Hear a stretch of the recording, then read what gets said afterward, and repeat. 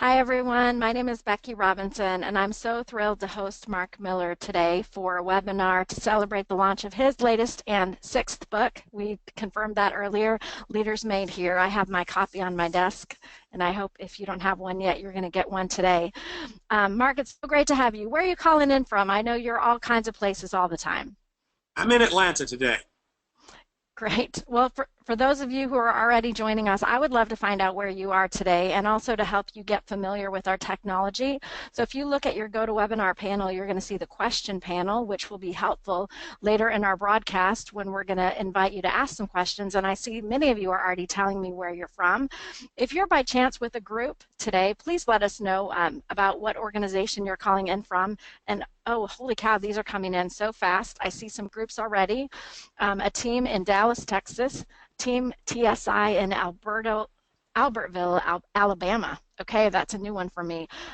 We've got folks, it looks like, Mark, from almost every state that I can think of. A lot of folks in Atlanta wishing us well wishes, including a group from KQ Communications in Atlanta.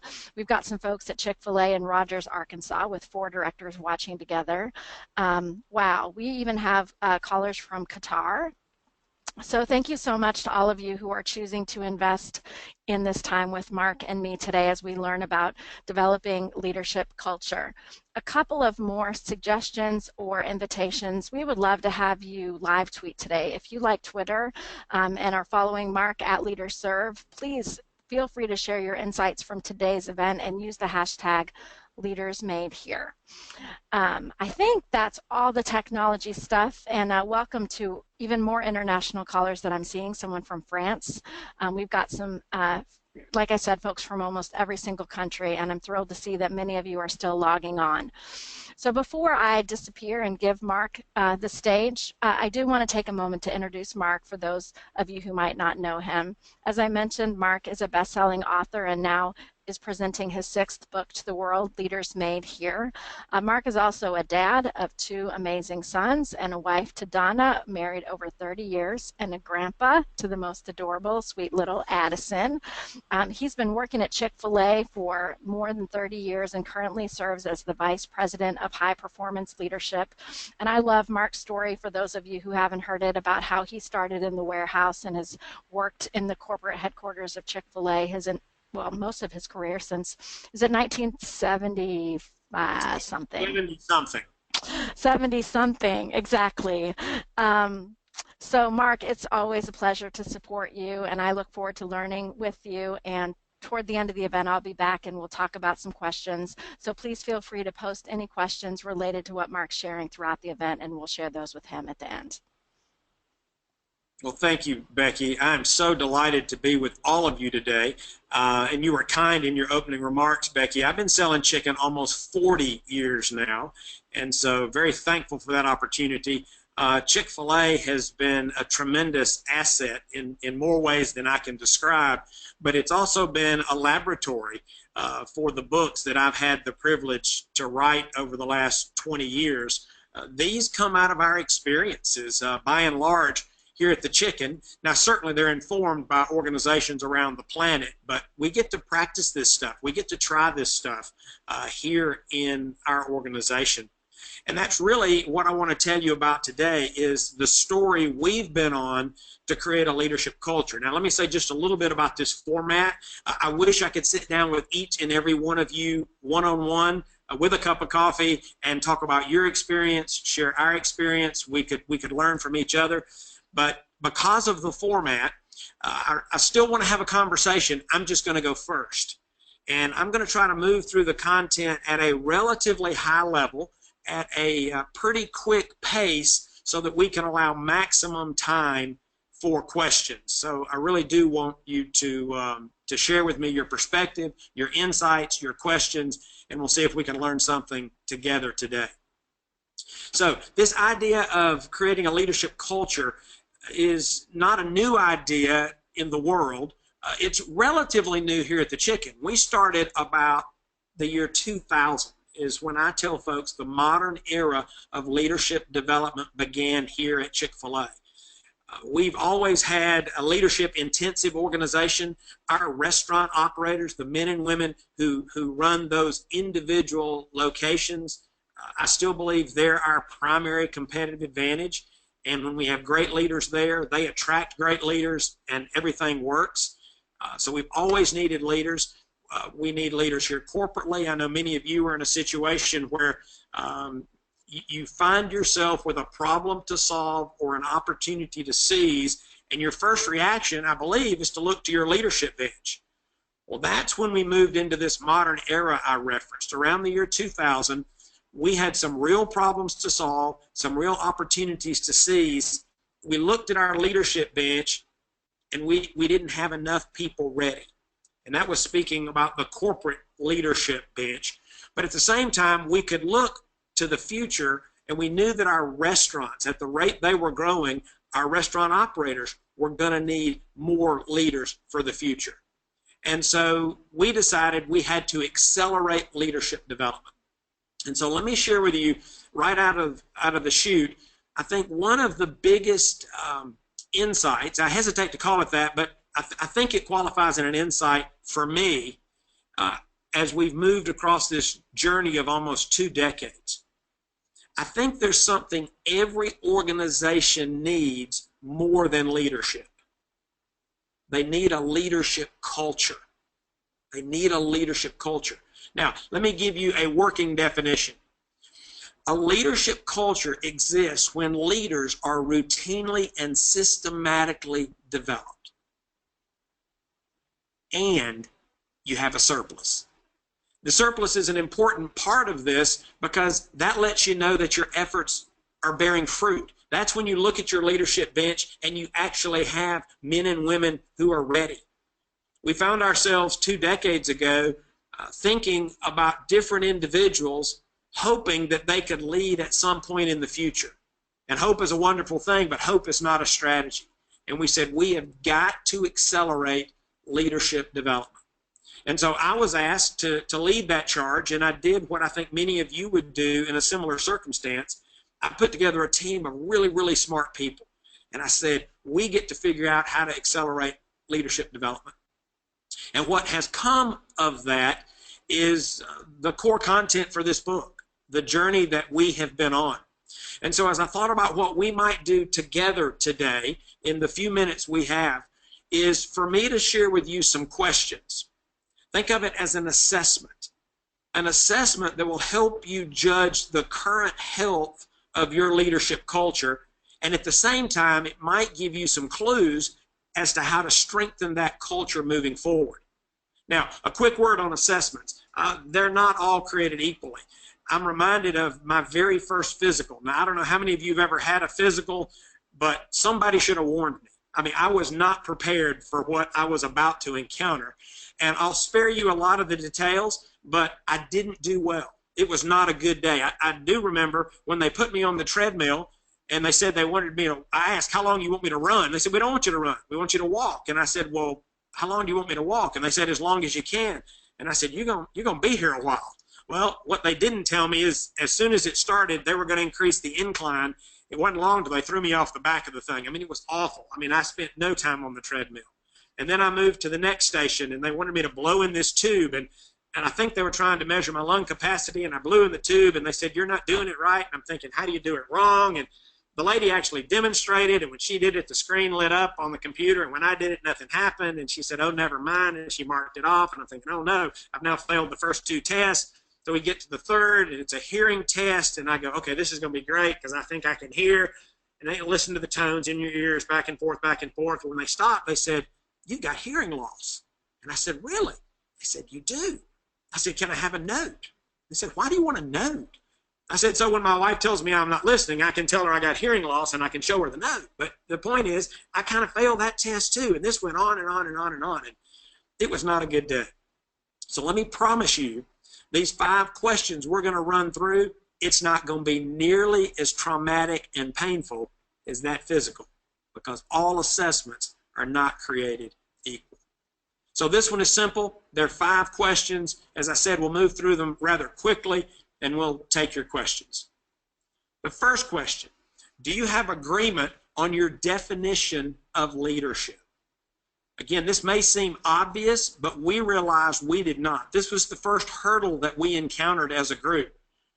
Everybody has a definition. I bet if you passed out 3x5 cards in your organization and asked everybody to write their definition of leadership, two things would be true. One is everybody could write something down, and two, unless you've done the hard work to forge a consensus, I'm guessing that'd all be different. And what we discovered is there are a lot of unintended negative consequences when you have different definitions of leadership. I mean, you can make your own list, but who do you recruit? Who do you select? How do you train? Who do you recognize? Who do you promote? Who do you give more opportunities and responsibilities to? And we realized we were all over the board. So we think this is the first question. If you're going to create a leadership culture, you have to wrestle with this issue. Do we have agreement on our definition of leadership? Now, I made this presentation just recently to a group, and they asked me for a specific example. And so just so I don't leave you hanging, I'm going to share our point of view. This is not prescriptive, it's only descriptive. I want to give some real substance to this idea.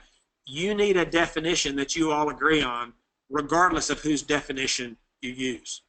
But for us, if we're going to talk about our definition, it starts with a picture. And some of you have heard this used before as a metaphor for leadership. We think the iceberg is the perfect picture. And you may remember 5th grade. It's a little hard for me, but you may remember it. They tell me that's when we studied icebergs.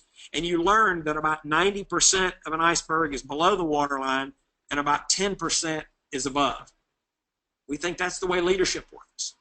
About 90% of what makes a leader successful is below the waterline, and we call that leadership character. And about 10% is above the waterline. Those are the skills that you and I bring to the job every day. Now again, this may or may not be helpful to you, but it ended a long-standing debate for us because we always had conversations about what's more important, character or skills. Well, that's a futile conversation because if you reach either of those conclusions, you're wrong. And I think I can prove it. If you can call to mind somebody you know with impeccable character that couldn't lead themselves out of a room, it's not because of their character, it's because they don't have the skills. But by the same token, you may be able to think of somebody with great leadership skills, but you wouldn't follow them because you question their character.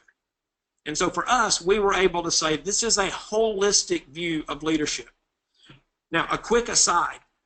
One of the very first times I shared this, somebody in the audience shouted out that this is biblical. Now, I love group participation. It's a little more disconcerting in a large group, but I just kind of acknowledged that side of the room and said, well, I appreciate that. I actually believe that all truth is God's truth, and I turned to continue the presentation, and they shouted out, "You're not listening."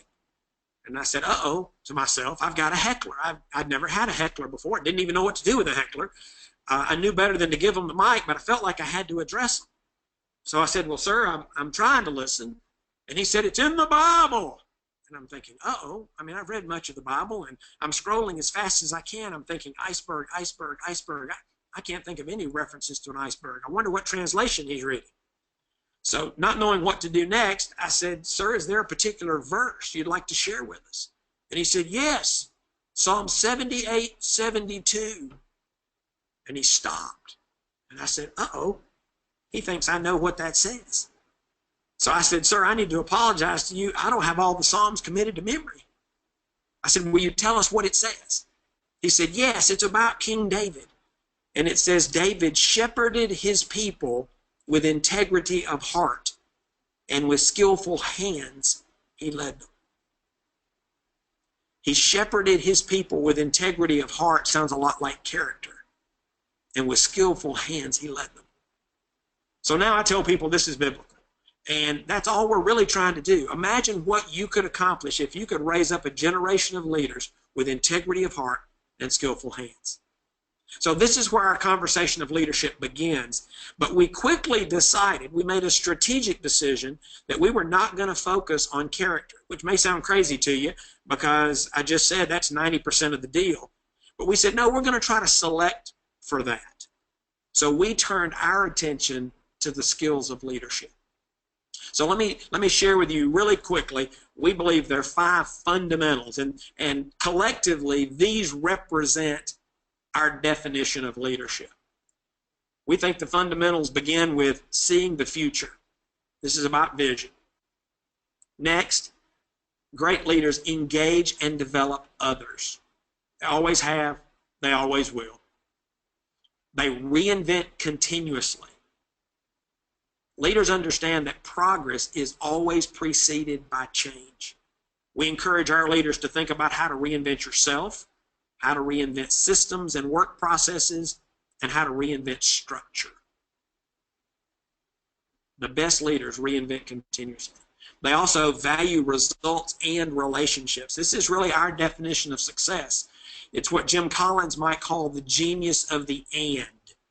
There's tremendous power when you can find 2 things that on the surface appear to be in conflict and from time to time may actually be in conflict. And when you can find a way to embrace both, you can release tremendous power. So we encourage our leaders and challenge them and try to equip them to value results and relationships. And finally, we believe great leaders embody the values. They walk the talk. And that is so critical because much of what people learn about our leadership is by observing our behavior. So at the end of the day, we actually believe that great leaders serve.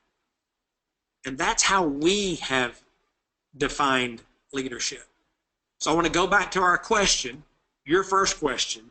Do you have agreement on your definition of leadership? And for those of you that are playing along, I'd love for you to rate yourself on a scale of 1 to 5. 1, we've never even begun this conversation, to 5, no, we've wrestled with it, we've debated it, we've discussed it, and we've decided. So rate yourself 1 to 5. Do you have agreement on your definition of leadership? Second question. Well, let me say this first. To build a leadership culture, you've got to define it. If you don't define it, I think you're dead in the water. I think it begins with a definition. Hard to build something you can't define. Second question. Do your current and emerging leaders have the skills they need to lead well? Do your current and emerging leaders have the skills they need to lead well? Honestly, we were kind of a mixed bag, and you may be as well. We had some leaders who were very gifted, kind of across the board. We had other leaders that possessed some of the skills they needed, and we had a third group of leaders, many of them emerging leaders, who had never been taught to lead.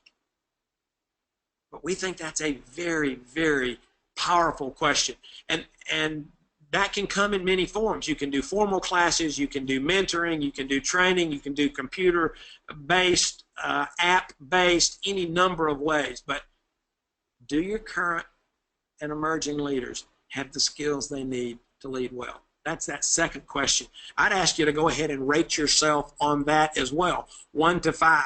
1 is no, we really don't. We don't focus on transferring those skills and establishing that skill base in our leaders. All the way up to 5, yes, we've created an appropriate scope and sequence, and all of our leaders are on board, and we are really mastering the fundamentals of leadership. That'd be the second question to evaluate your leadership culture.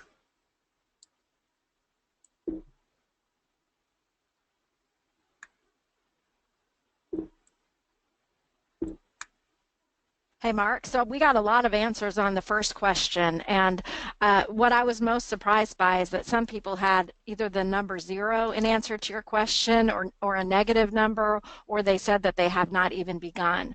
So I would definitely welcome folks showing their number on your second question related to the skills. The skills, right? Yeah. Thank you. Sorry, and Right. people are starting to put those in. Good. These Good. numbers are slightly better to the second question, but not some things to talk about. Yeah, but now not. here, let me say this. You may score better on the teaching, but if you don't have a common definition, if you don't have agreement, you could be guilty of random acts of training, education, and development. And there is value there, but it will slow your progress drastically if people are just picking from a menu of courses or skills or competencies. You can get a lot of traction. I mean, there are many organizations that teach it, but they have no idea what their point of view is. And my sense is that is not the most efficient nor effective way to create a leadership culture. To build a leadership culture, the second step after you define it is you got to teach it. Number 3, do your emerging leaders have ample opportunities to lead? Now, I don't know if you've ever thought about this or not, but most of what you and I know from leadership, we actually learned by leading. And so what I see in many organizations, and it's true in ours as well, we tend to move away from risk. And so when we have a problem to be solved or an opportunity to be seized, I think there's a reflexive, an instinct that kicks in. We look for a mature, seasoned veteran leader to give that problem or that opportunity to. And sometimes that's the perfect answer. But if we're not careful, that becomes our default answer. And I've been in meetings when we've talked about problems or opportunities.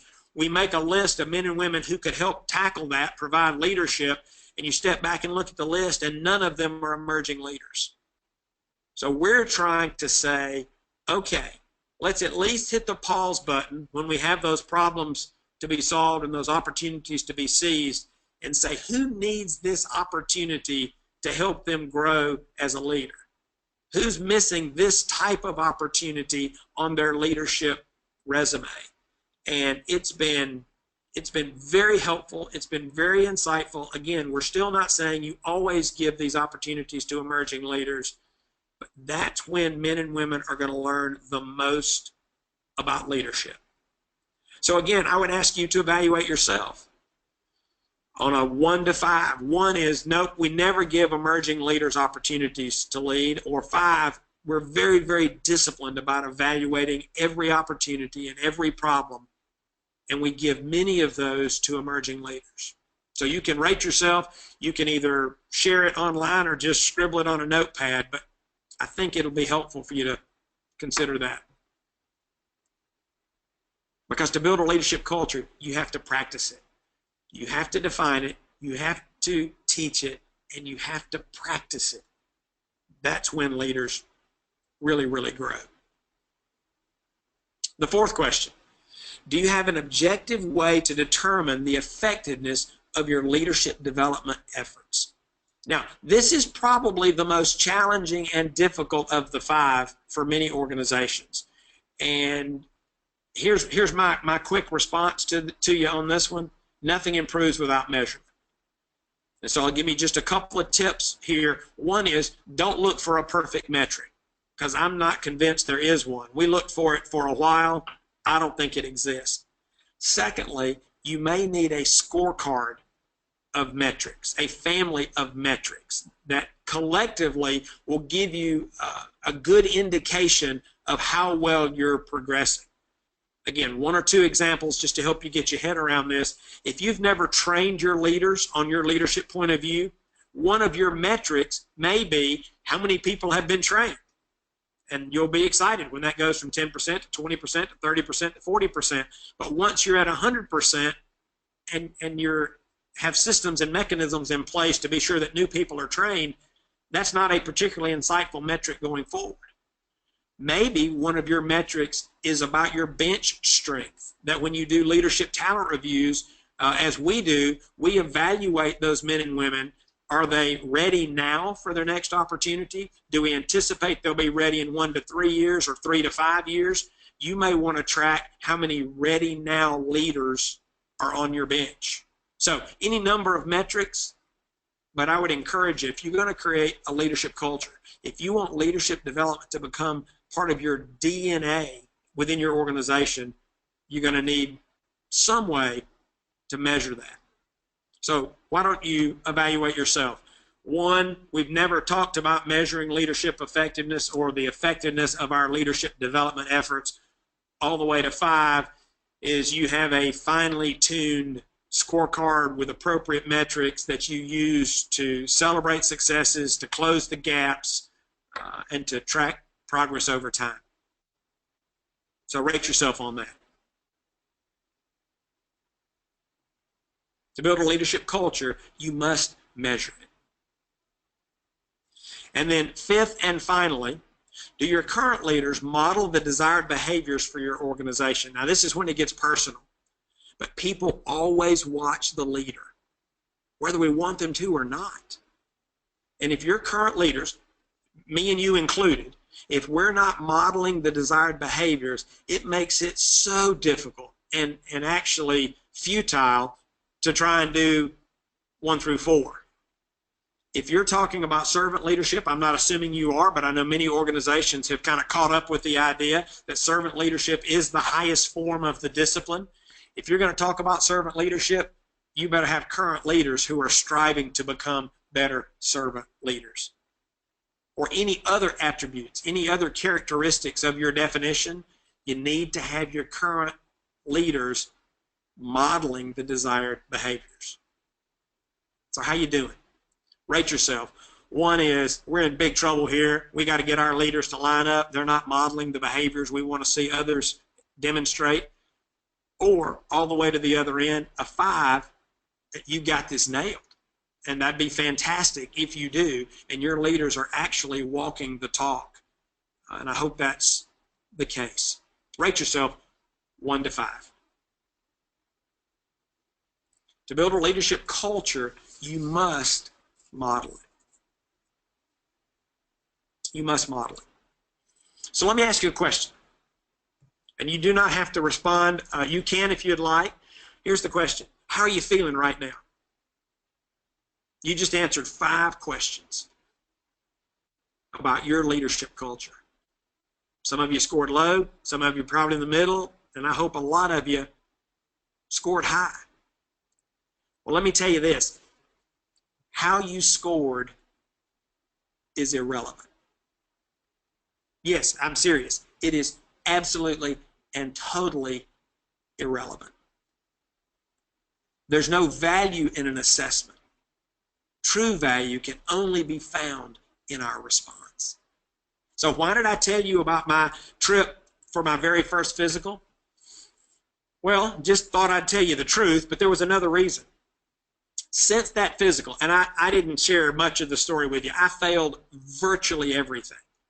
But since that time, I've run marathons, I've climbed mountains, I've done all kind of other crazy stuff that you wouldn't think I should do or would be able to do. The reason I have been able to do those things had nothing to do with that assessment. It had everything to do with my response. So whether you scored a 5, a 15, a 20, or a 25, don't sweat it. What's most important is what you do next. And so I'll conclude my remarks by saying there are 5 commitments of a leadership culture. Define it, teach it, practice it, measure it, and model it. Much easier to say than it is to do, but this blueprint applied over time will change your organization. You can build a leadership culture. I've seen it done. So with that, I'm going to kick it to questions. Becky, I think we've allowed enough time for folks to share what's on their heart and mind.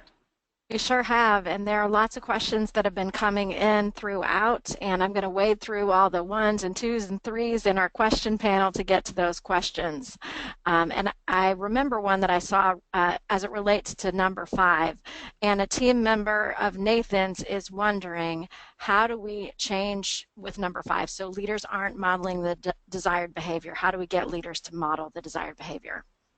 Okay, well, it's interesting. It's hard. I mean, I love questions. I feel like I need to give a disclaimer. Some of the questions, this being Exhibit A, the answers are really hard. They're really complex. So if you'll give me a little grace, I'll give you a simple answer that might help you make progress. It actually begins with question 1. It's really hard. I would argue it's impossible to hold leaders accountable to something you've not articulated and something you've not agreed upon. So that's step 1. Like, okay, what is it you want me to do, and how do you want me to do it? And if you want me to be a servant leadership, tell me what that means to you, what that looks like to you. And then that sets up those crucial conversations, those conversations of encouragement and those conversations of correction, those conversations of accountability. But it actually begins with question one. Well, so this question I'm going to ask you next completely relates to question one. It comes from an attendee named Adam, and Adam wonders, what if the leader lacks the desire to commit time to defining leadership with the leadership team? Well, again, a very important, profound question. I believe that that is leadership prerogative. So if a leader does not want to do this work, then Adam has decisions to make. Adam can decide to serve that leader as that leader sees fit, or Adam may see the opportunity to go somewhere else. Because at the end of the day, you won't create a leadership culture without leadership support. Now, there's an asterisk on that. Maybe Adam can define leadership within his piece of the business, within his piece of the enterprise. You don't have to start top down. But if you're in a place where you have no authority and no autonomy to control these issues within your sphere of influence, then again, I think you've got to submit to the authority that you've chosen to work under. Because there is something more important than being right. It's submitting to authority. And so Adam and other leaders have to make those choices from time to time. So I don't mean to make that sound easy or so cut and dried, but influence where you can, bloom where you're planted, influence up, but at the end of the day, your leader is your authority. Well, and I think the other thing that you said that's really important there, Mark, is to implement this within the area of influence that you have. Right. So with your team, you can begin to define what leadership looks like. So I have a question from Ruben, Mark, and he's wondering how we measure leadership development outside of just checking off the box of completing a certain class or program. So could you speak a bit more about measuring leadership development? Yes. Well, let me quickly add that it's really hard, and there are no perfect metrics. I want to say that again. I think what we can look for are indicators. So let's go back to the ready now.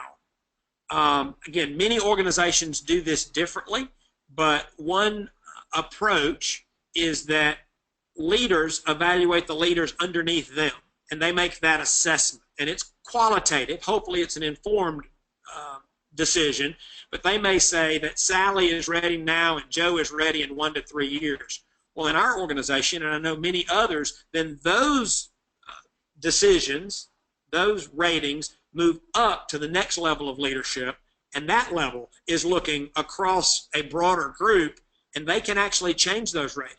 And again, in our organization and in others, then those ratings go up again. So you've got a calibration of sorts. It's still qualitative, but you have many people speaking into that. So I think that should grow your confidence that you've evaluated a leader accurately. Now, let me give you one other that's even more tangible, and this is an idea I saw years ago from Federal Express. They took their annual engagement survey, and they pulled out, I believe there were 7 questions that they said are a direct reflection of the things that leaders do or fail to do. And they pulled those scores out and created a composite. They called it their leadership index. And so let me give you one example. If you're an employee and you're asked, do you clearly understand the vision of the company? And you get to rate that on a 1 to 5 scale. Well, FedEx would say, and I would agree, that that's a direct reflection of that person's leader, because it's usually your supervisor that helps you understand those types of things. So if you take such a behavioral basis, you can actually create some pretty strong indicators of leadership effectiveness. Again, no perfect metrics, but I think there are some ways that you can put some meat on that idea. Those are just a couple of them. Sure. So Mark, you talked before about how 90% is below the waterline. So do any of those metrics at all address what's below the waterline? Well, I think they can. in our performance reviews, as an example, speaking corporate here, we actually talk about how people live the values. That is one of, we're using an evaluation process with two axes. One, this is for the rank and file members of the organization. We're saying, how is their performance and how are they living the values? And we do the same with leaders, but we're actually saying, how's their performance and how are they doing against the leadership behaviors that I just articulated, which includes embody the values. And so we actually talk about what are demonstrated ways that men and women, both in leadership and those not in leadership, how are they living the values? And I think when you talk about living the values, you can get into conversations about character very, very quickly. That's very helpful. So Mark, one of the things you mentioned before is that building a leadership culture means that you're going to have a surplus of leaders. And Keith is wondering, how do you keep the surplus folks from getting bored, leading at lower levels until they're shot at opportunity? Well, again, another great question. I think you got to continue to give them opportunity. It may not be official positions, but you can give them real responsibility is one of the keys. And of course, compensation as it is available. We tend to give, I think organizations tend to give men and women who perform better, better increases when it comes time for that. But I don't think we should get caught up there. If they are leaders, even emerging leaders with potential, when we give them opportunities for influence, opportunities for impact, opportunities to learn and grow, that tends to keep them engaged. Now, that's not to say it'll keep everyone engaged, and you may lose someone from time to time, but I would rather take that risk than to look over my shoulder and see that bench empty. That's very helpful. So Luis is looking for a recommendation on how often you do reviews with folks. So he's wondering annual, periodic, and how do you reward success? Okay. Again, that's a very big question. We are on the journey with organizations all over the planet trying to figure that out. We have been using a traditional what I would call a traditional process with a meeting at the beginning of the year to do performance planning, mid-year check-ins, and then year-end reviews. But we also know that the real behavior change happens in the ongoing coaching. And so we're also seeing that the younger generation, specifically the millennials, they want a lot more feedback than us checking in at 6 months and a year. You know, my generation, if we got a performance review every 5 years, we were fine, but that is not the world we live in. And so we are still looking at ways to craft that so that different people are having their individual needs met. And it's an ongoing topic of conversation for us. Regarding rewards, I mentioned it a moment ago. Sometimes that's recognition. Sometimes that's compensation. Sometimes that's more responsibility, more opportunities. And often it's a combination of those things. Sure. So I have a question from Todd, and he's wondering, Mark, if you have any suggestions for helping members of a nonprofit organization see the need for leadership. Well, I actually believe, Todd, that everything rises and falls on leadership. And my son runs a nonprofit organization, and I've served in numerous capacities with nonprofit organizations for decades. The best organizations are the ones that are led the best. And I think as far as how to help people see the need, examples, maybe that's a blinding flash of the obvious even as I say it, but when you can find others who are well led, examples where organizations are thriving, and you can help people see the influence of leadership, I just think it's really, really, really challenging, but we believe everything rises and falls on leadership. So we're just going to stay on that message, and I would encourage you to stay on that message. And again, at the end of the day, you may not be at the right organization. Again, I don't know your circumstances, don't pretend to, but everything rises and falls on leadership. And if you are part of an organization and you can't convince leadership to step up, you may have some choices to make. That's very helpful. Mark, here's a question for you from my friend Lou. I think he's calling from Boston today. So, if a person has questions or concerns about the leadership in an organization, do you have a suggestion of an approach that someone could use with an organization's leaders to encourage them to invest in developing leadership culture? So, in other words, how do you tell your leaders and managers that they're not being good leaders? And this is kind of back to the question that Todd asked. It's almost the same question. You know, how do you encourage people to focus on leadership if they're not doing so? Yeah, I don't know that I have even a simple answer to offer. I think we, as leaders, first and foremost, we own our own development. And some of us are in organizations that'll help us with that, and others are not. But I don't think it lets any of us off the hook. I think we own our own development. I think we got to bloom where we're planted. And I think, again, my personal bias is that we are called to serve our leaders well. And as we become better leaders, we're in a better position to serve our leaders. And it's just, I've spent enough time with enough leaders in that situation to know it is extremely difficult, can be excruciating. But at the end of the day, I think we all have to evaluate our own personal stewardship of our talents, our gifts, our time, our energy. And if you're in an organization that A, is not well led, and B, has no desire or intention to be well led, I think you've got to decide how you're going to steward your talents, and it may not be with that organization. I know Thanks, that's Mark. hard, but at the Sure. end of the day, we have to decide. So Mike is asking, talk to us about how long it takes to develop a leadership culture. Forever. Forever. It may not take forever to go through step one. You know, that could take weeks, months, or maybe years. It took us a while because we sell chicken. But then the training part, that goes forever.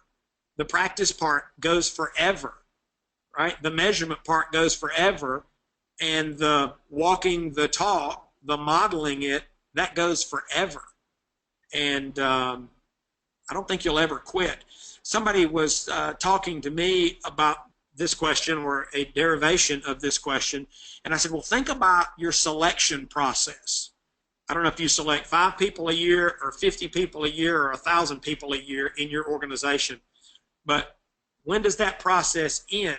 Well, it ends with a particular candidate, but the process is ongoing because you're always trying to select people. Well, you're always going to be trying to develop leaders. So it goes on forever. Now, if the question behind the question is how long will it take to get traction, what I believe and what I've seen in some situations is traction begins immediately after you define it. Because before that, you're just scattered and you're just random. Again, I'm not even saying there's no value there, but traction in creating a real leadership culture, I think, begins the day after you can tell the men and women in your organization, this is how we define leadership. That's when people can start driving their own development plans. That's when anybody who's formally involved in training, education, and development can start creating scope and sequence to inculcate those things. That's when human resources professionals can start building those things into your evaluation process. That's when your existing leaders can become more focused and intentional on their modeling and how they're carrying out their responsibilities. So it will take forever. Real progress that begins the day after you've defined it. Well, so Mark, obviously there are tons of resources out there like your book that define leadership for us. So what would you say to someone who said, you know, our organization is going to choose one of these models that are out there in the world and use that as our definition? Is that a good shortcut, or what perspective would you have about using someone else's definition as a place to start? I think that's great.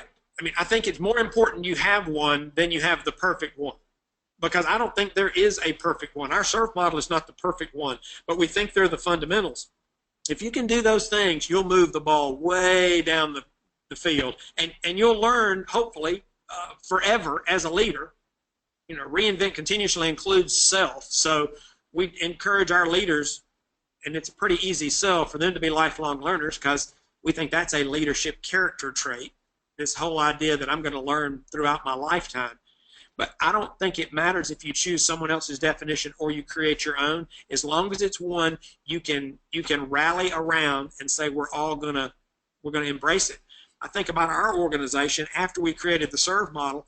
I had a member of our executive committee say publicly that the entire executive team didn't agree with the serve model, and my heart just stopped.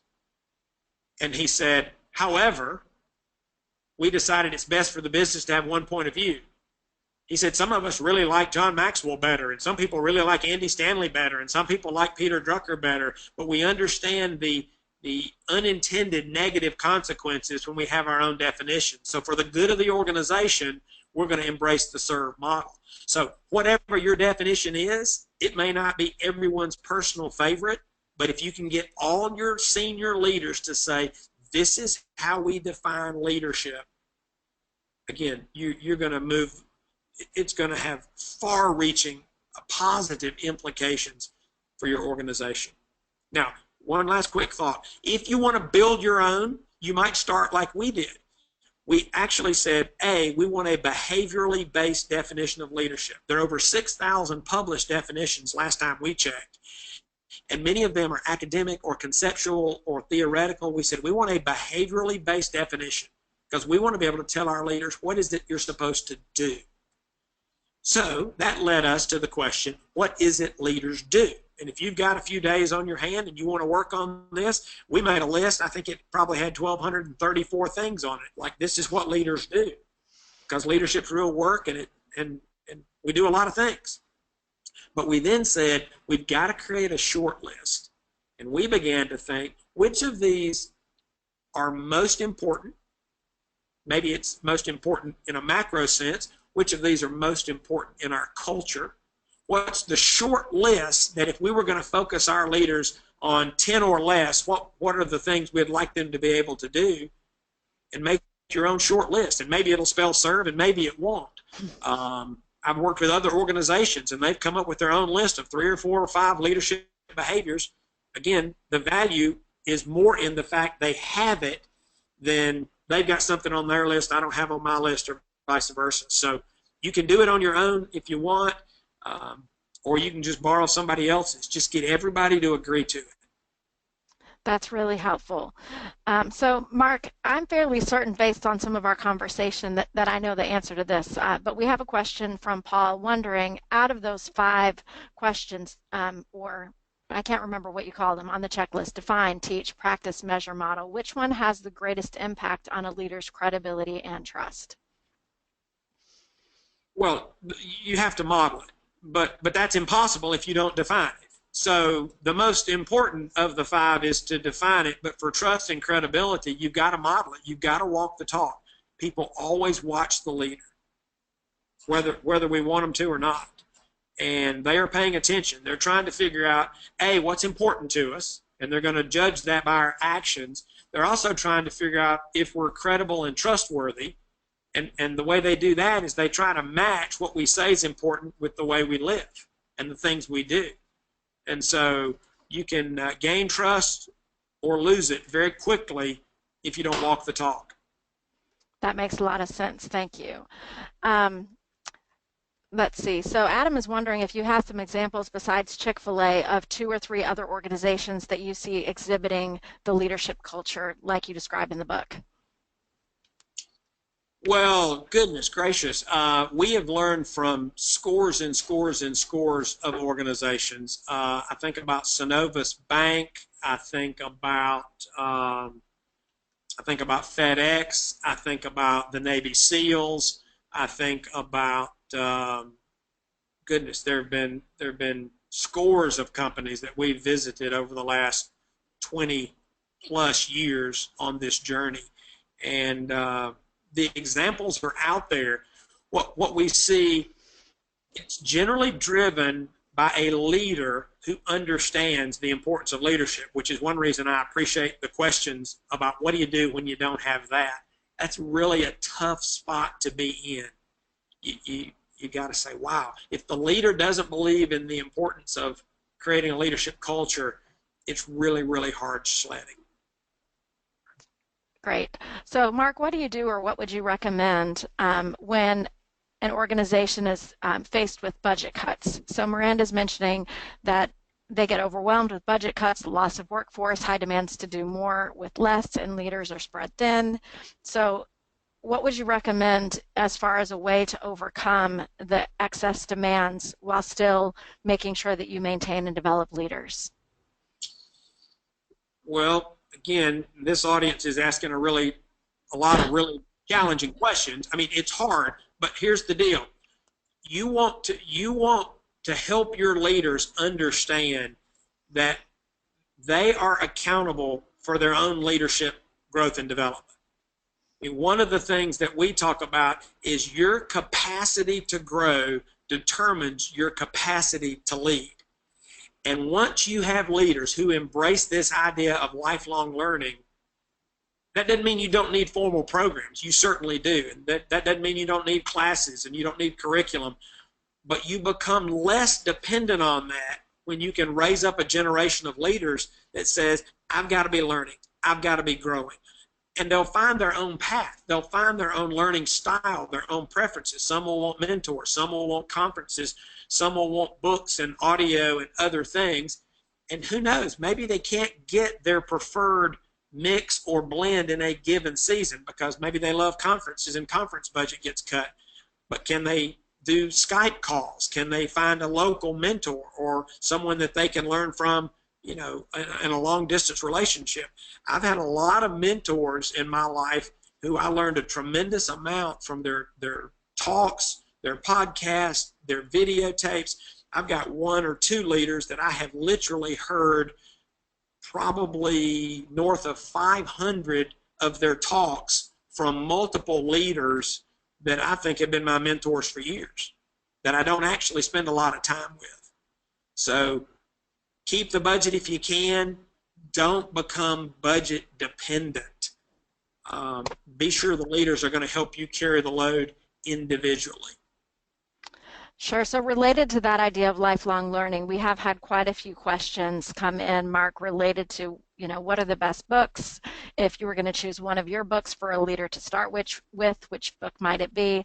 Can you talk for a moment, Mark, about the best books for leadership learning and which of your books you might recommend that someone read first if they're just getting started? Okay. Let me think about that. There are so many great books out there. And two things about this. What makes a great book? There are two factors. One is content and the other is context. So a book that you read today that may rock your world might not have had any influence or impact on you 6 months or 6 years ago. So I think that's my general disclaimer when I start recommending books.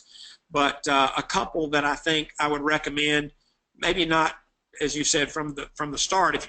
To answer that question first, The Heart of Leadership is a book I wrote about leadership character. And it came as a request primarily from our restaurant operators that said, we're trying to figure out how you identify the marks of leadership character. They're a little harder to see. They're below the waterline. And so I know a lot of organizations, a lot of leaders who are using the heart of leadership with young emerging leaders. If your heart's not right, nobody cares about your skills. And so that book is about developing leadership character.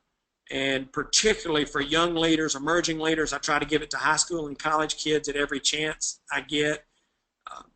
That's about the 90% below the waterline.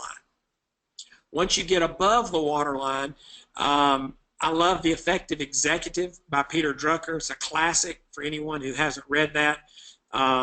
Henry Cloud's book, Necessary Endings. I think people are going to be reading that book hundreds of years from now. I think it is a classic, something that many leaders, myself included, struggle with. But he makes a very compelling case for necessary endings. That's a great book. I just finished reading Insanely Simple, which is lessons learned from Apple, which, again, regardless of what you thought about Steve Jobs, he was the master of simplicity. And they give hundreds of examples. This particular author makes the case that their secret sauce was not Steve Jobs, it was his pursuit of simplicity. Fascinating, fascinating book.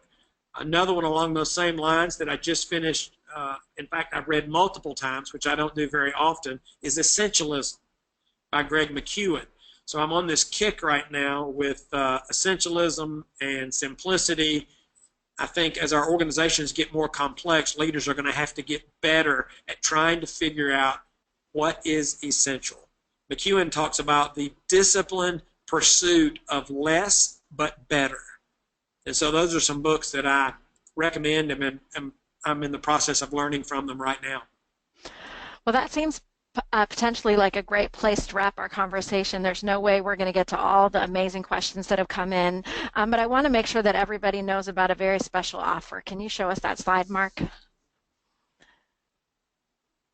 We are on a quest to share this new book, Leaders Made Here, with as many people as possible. And for that reason, we have a special offer, and I'll include a link in the email that I'm going to send out after the event, that if you buy a copy of this book today on Amazon and you get frustrated because it says it's shipping in 4 to 5 days, I'm going to send you a copy tomorrow. We are shipping books from our office daily. And so if you buy one, we're going to send you one to share with a friend, and we would love for you to be able to access those amazing resources.